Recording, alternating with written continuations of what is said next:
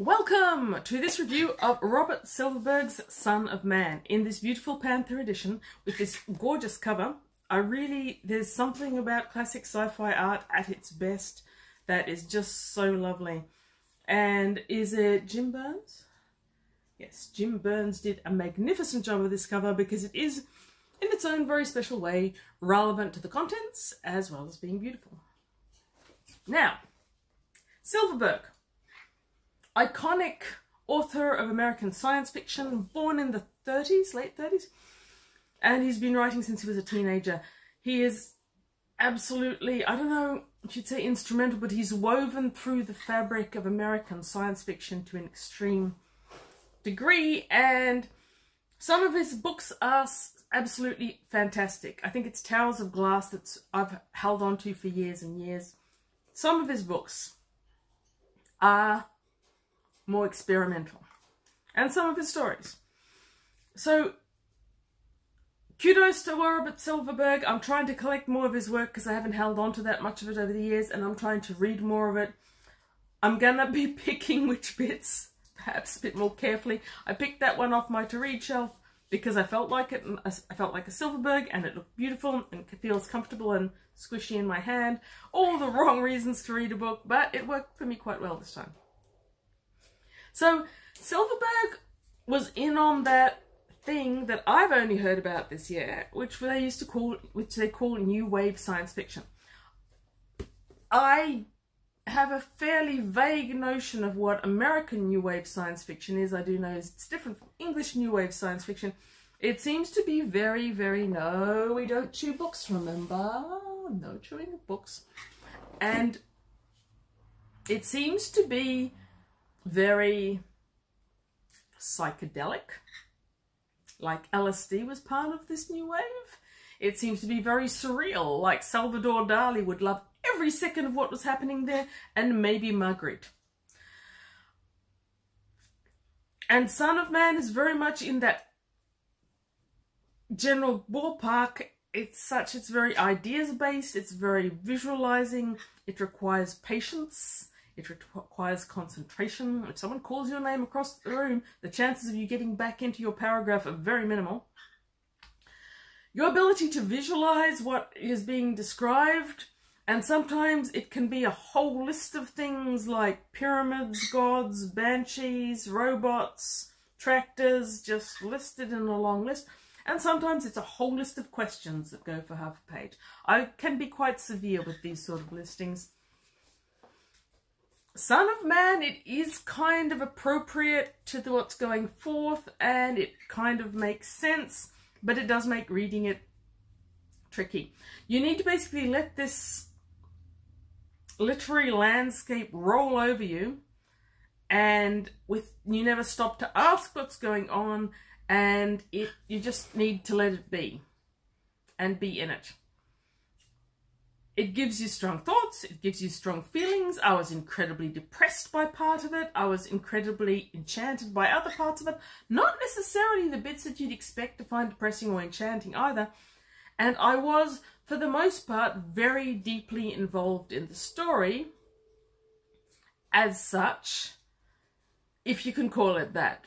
There is a story. There is. Okay. As well as patience, concentration, visualization, and all the rest of it, it also requires a pretty strong content warning. So this was copyright in 1971, and that, as I understand it, is right in the center of the period when Silverberg was writing soft porn. A lot of science fiction writers in America were, because science fiction wasn't selling like it used to. These were professional authors, they needed to sell stories. The porn industry was buying them. Now, a lot of science fiction writers wrote this stuff under pseudonyms. I have an immense amount of respect for those who didn't, and Silverberg never did. He was unapologetic about what he was writing. He was unapologetic about being an author who sold stuff. He didn't really see any problem if he was selling it to Penthouse or Playboy, and he was quite proud of some of what he wrote. So there is a fair bit of sex in there, and it's moderately descriptive sex. And for the 70s, some of it was probably pretty out there. in good ways, and for 2024 some of it's pretty out there, and a couple of bits of it are less than good ways. I have also, I think, never in a book that's mainstream had one character who felt the need to mention his own and occasionally other people's genitalia on such an incredibly regular basis.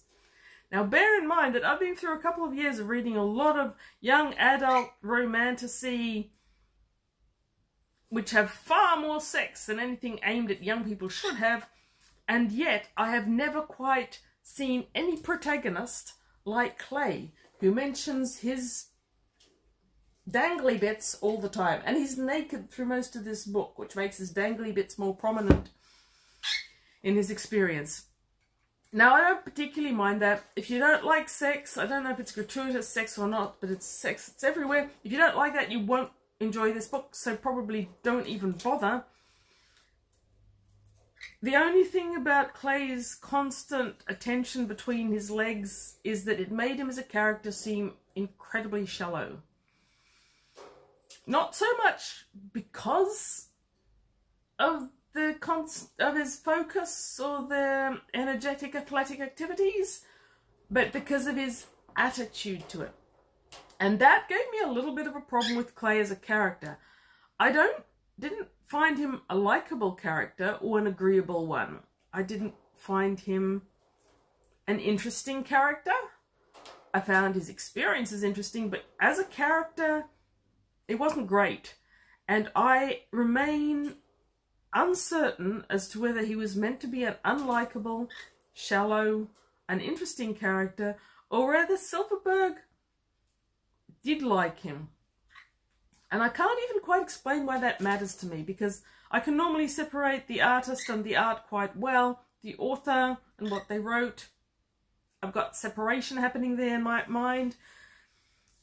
But I do like to know if the author likes an unlikable character, and I occasionally want to know if the author is espousing opinions that are particularly unpalatable. Here I'm not certain. Okay, so the plot. The plot overall, and this book apparently has been reprinted recently, so you may be able to find it quite easily. Clay is a man of our period, so make that the, I don't know, make that the 70s or make that the 2000s. It could be either way, really. He suddenly awakes in this mysterious world of which he knows nothing. He is naked, lying on grass that isn't grass. He's been plunged aeons into the future. He's been plunged so far into the future that there is nothing recognizable for him in the world or in any of the inhabitants of it. And he finds this out fairly rapidly because his first encounter is with a creature called Hanman, and I believe that this rather beautiful green alien on the cover is meant to be Hanman or one of his type.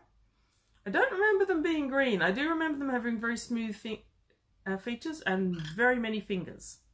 So, accurate in that regard.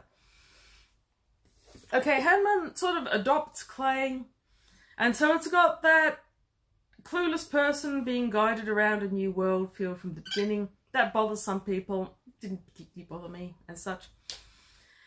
One of the things that Hanman does is shows him how he can dissipate into atoms, and they do this cruise through the solar system, which is really pretty cool. So we start off with something that is pretty science fiction-y. Turns out Saturn's lost its rings. We never find out how, but Clay is pretty devastated about it. So devastated that he doesn't notice other things about, like, we don't have a moon anymore. Earth has lost its moon. He only notices that later while he's having sex or just finished having sex with the alien. Enough said. It all starts early. So I really loved the cruise through the solar system. I really loved the way Hanman early on made it clear that physical bodies weren't the limitation that they are in our day. And they can really do and be anything. They can float, they can fly, they can meld themselves into solid objects, except when they can't. And after we get back from the solar system, Hanman wanders around for a bit. Clay wanders around for a bit, with or without Hanman. And that essentially is the rest of the book. Clay wanders around this mysterious world and finds out things about it.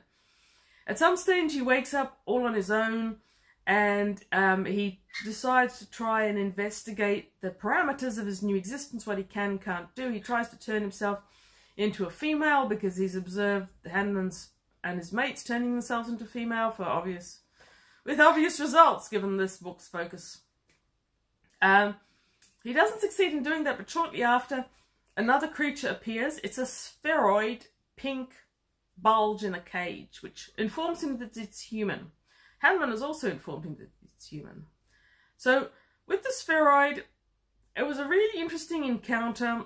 We're led to believe that while Clay is now aeons in the future, the spheroid is a few less aeons in his future. He's in the past from Hanman's point of view, but he's in the future from Clay's point of view.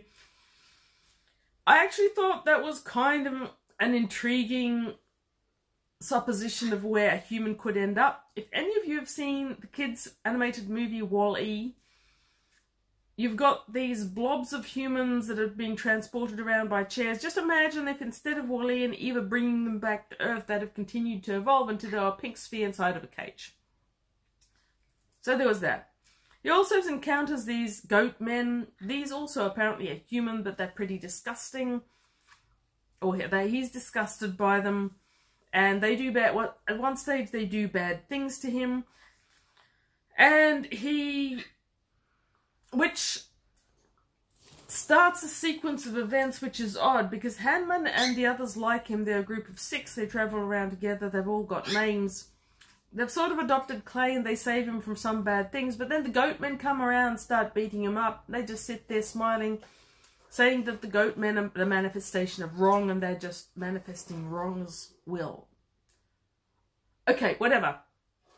Anyway, Clay dives into a still pool to escape from the goatmen, and he ends up down there communing with we're told it's like a squid. I picture it as a fish that's maybe like a groper just lurking in the depths of the pool, and we find out that these lurking fish things were also descendants of humans. There's about 80 of them left, and they telepathically talk to each other around the Earth. It's described as if Clay spends years and years, maybe decades or even aeons with Squid Groper, learning about the world, and from them he learns to call different types of human descendants by different names, including Hanman and his friends who are called skimmers. Some of these remnants just evolved on Earth and left a few there as the Earth continued on, and some of them transported forward in time like Clay himself has. Chirp chirp. So, the one thing that bothered me early on is that if you're talking about this level of evolution and this level of change over time, it rather feels to me as if the whole world would have gone supernova by the time that level of evolution had occurred, but never mind, moving on. So then he eventually leaves the squid gropers and gets back together with the skimmers, and they go wandering around the world for pages and pages and pages of beautiful description of this wonderful world where everything is beautiful except when it isn't. You've got these uneasy zones, and all of this is beautifully written. I'm not for a second discounting the literary value of what he's written here, but it's very aimless because it is basically Clay, sometimes with skimmers, sometimes without them, wandering around the world. At one point, he discovers these underground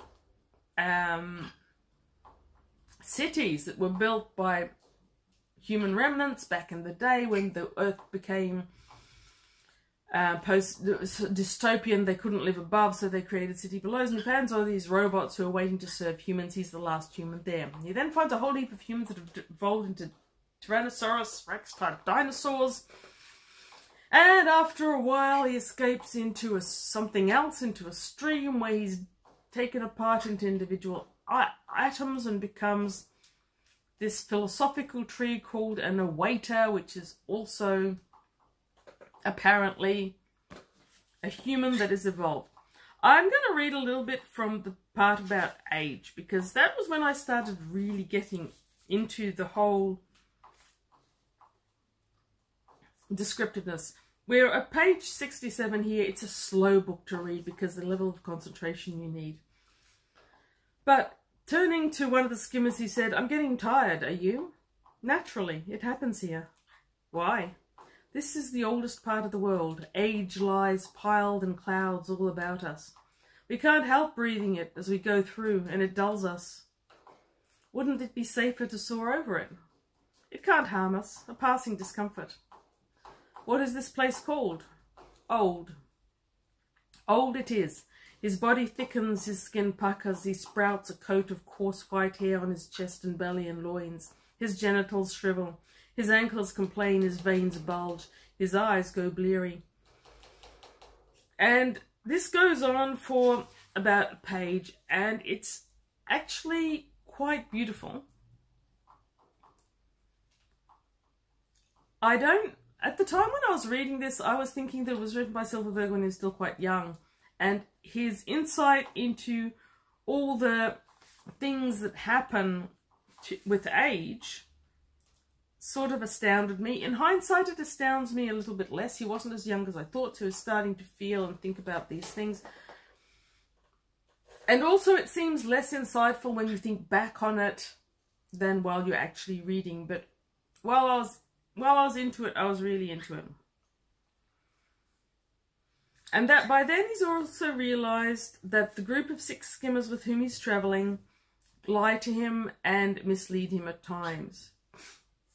So this group of 6 skimmers travel with Clay around the world looking at pretty things and strange things. And Clay's attitude towards any creature that isn't bunny rabbit cute tends to be that they're repulsive, which is a bit naff. And his attitude to the skimmers is just plain nasty. They're always being nice to him, except when they're not, and they're not humans, so his level of trust in them while he's being mean to them is quite weird. There's a lot of weird here. But anyway, the skimmers travel around the world, and every now and then they stop for these rites. I think one of them's called Bringing the Sky Down, and you've got this beautiful description of them actually... Bringing Up the Sea was one, where they actually bring up the entire ocean, turn it into a spinning globe, and then it goes back down. So you've got... Silverberg's got a chance to describe all these things about the ocean. I like his ocean descriptions actually very much. And at some stage I wondered if these 5 rites were actually meant to be like yogic rites. And that's perhaps a little bit more relevant, since each one of these rites seems to conclude with a kind of orgy between all the skimmers, with Clay usually included, except for one very notable example, where instead of him having sex with them, trees have sex with him. I kid you not. Trees sort of massage him to the happy ending stage. It's bizarre. And that was when I started wondering if this whole thing is meant to be some sort of interpretation of the Kama Sutra, which was a concept that Westerners were really into in the 60s and 70s. So I spent a lot of time during this book wondering what was happening here, and I did read a little bit of an excerpt of what's meant to be an interview, a rare interview with Silverberg talking about this specific book, where he says that he wasn't aiming for any particular goal and he didn't have anything particularly in mind, and a lot of what came here he was basically dreaming about and then writing it down, and that makes sense more than any other possible explanation that I've heard. So the world is lovely, and the skimmers with Clay seem to be able to enjoy it trouble-free, except when they're going through dark, heavy age, and except when the skimmers mysteriously aren't there and Clay has to struggle along on his own. So this is a very description-driven work. The plot seems largely pointless. It's very circular. The one character is a bit uneasy in how likable he is. I'm uneasy, I've mentioned, I think, before, because I want to know what the author's relationship this is, and I can't. It's often logically inconsistent, perhaps. Or it seemed so to me anyway. For example, when Clay has been absorbed by the water into constituent molecules and then rescued from that by the awaiter, which is basically a tree. A human's evolved into a tree. It's got roots in the mud, and it basically sits there and philosophizes about everything and nothing. And Clay spends apparently some eons there until he's rescued by the spheroid in an interesting way, which I won't disclose. He sheds much of the unneeded luggage of his mind. He casts off the fallacy of forward movement, the absurdity of striving, the inanity of aggressiveness, the idiocy of inquisitiveness, the error of progress, the misconception of speed, and so on, and so on. Now, among his new insights were a couple that just made me laugh. There was an actual LOL moment. It is an error to imagine that there is a linear sequence of events.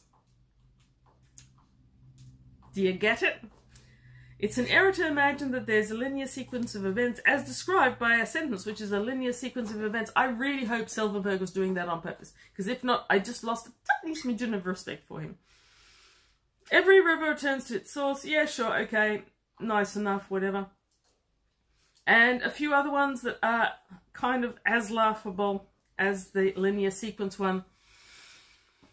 So all of this wandering around and meandering, eventually the skimmers aren't his friends anymore, so he goes off to these other manifestations of humanities that adjudicators of humanity. They're 5 dinosaurs sitting in mud in a destroyed monolith.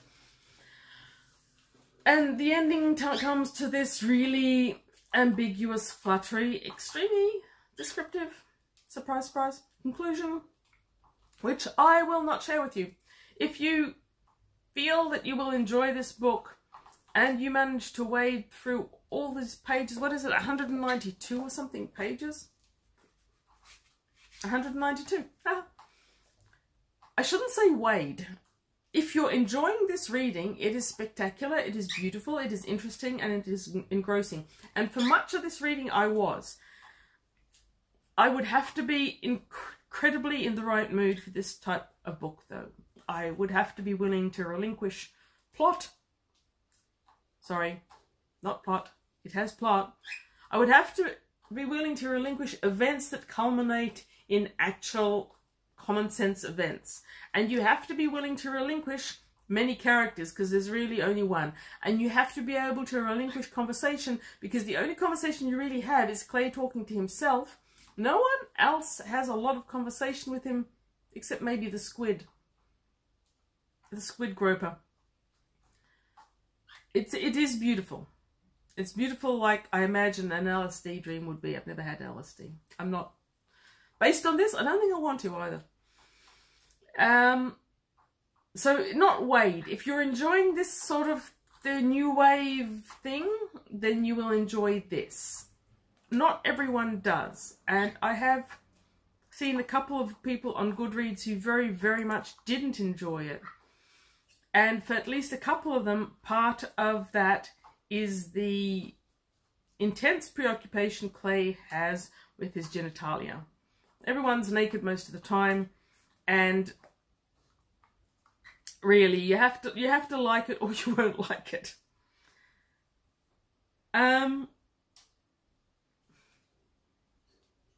Yeah, it is what it is. It is very Silverberg. It is very beautiful. It is very, you have to be in the right mood. But if you think that you might enjoy that sort of thing, I do recommend it for the beauty of its writing. For the next book, need something, however, with a plot that actually makes sense for more than a paragraph at a time. Characters, preferably ones that have conversations with each other. And I'm thinking one of the Dream Worlds by Pornell and Niven might be my next stop in life. Thank you for watching this meandering review of an extremely meandering book. Have a great day. Read good books, even Silverberg. Many Silverberg books are good, and so is this one. Thank you for watching. Bye.